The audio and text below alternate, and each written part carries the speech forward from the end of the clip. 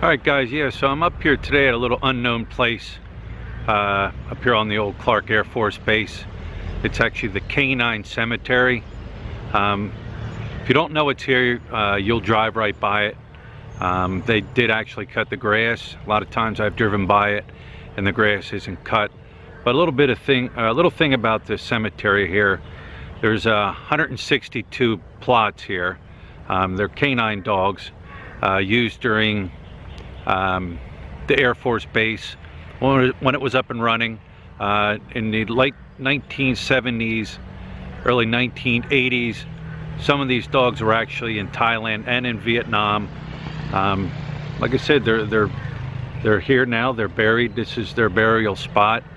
I was reading online where they said, you know, it wasn't like it is nowadays where they have these big funeral processions and things like that for K-9 dogs that are killed in the line of duty. Back then, there was no adoption plan. There was no taking your dog home with you after it served its time. From what I was reading, you know, they were basically called equipment here. Their function here was to guard the perimeter of the Air Force Base. They were used for drug searching and for bomb sniffing. When they served their purpose, like I said, they were called equipment. They were euthanized and the handler would come over here and bury their dogs. Like I said, it's 162 grave plots here. They all have their names on it and their ID tag on the grave plot. A lot of them have been worn away because of, you know, the rain, the weather, and everything like that. But yeah, it's definitely something to see. Another fact about it is actually it's one of a kind here in the Philippines. There's no other K-9 cemetery, memorial cemetery here in the Philippines. Another interesting fact, in I think it was 91, when Pinatubo erupted, not a single dog was left behind.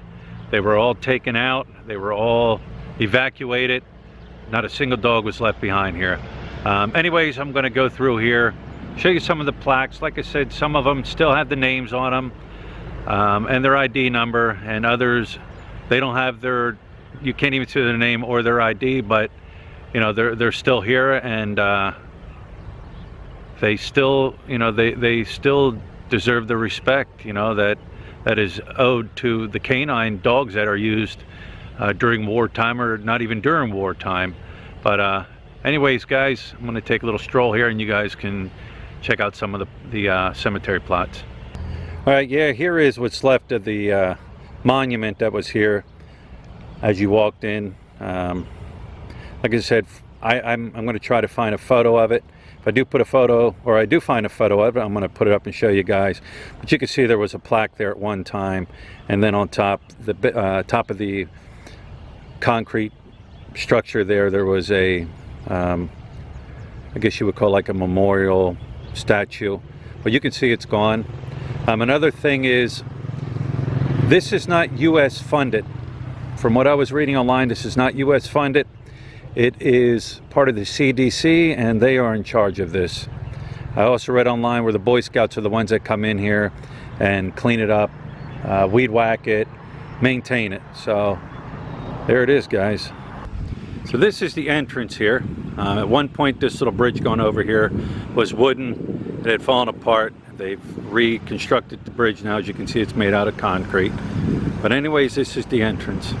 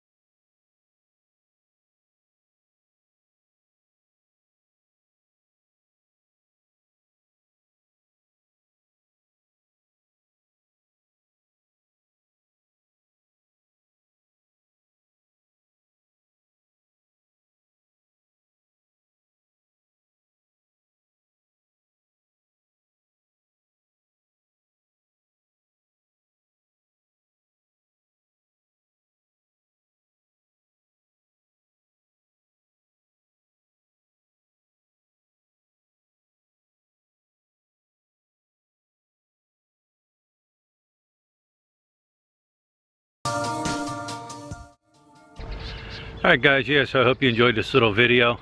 Like I said, it's a small cemetery here.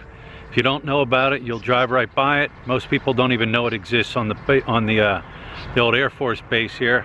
But anyways guys, if you have any input on this, leave your comments below. If you haven't subscribed yet, make sure you subscribe. Thumbs up, thumbs down, choice is always yours, and till next time.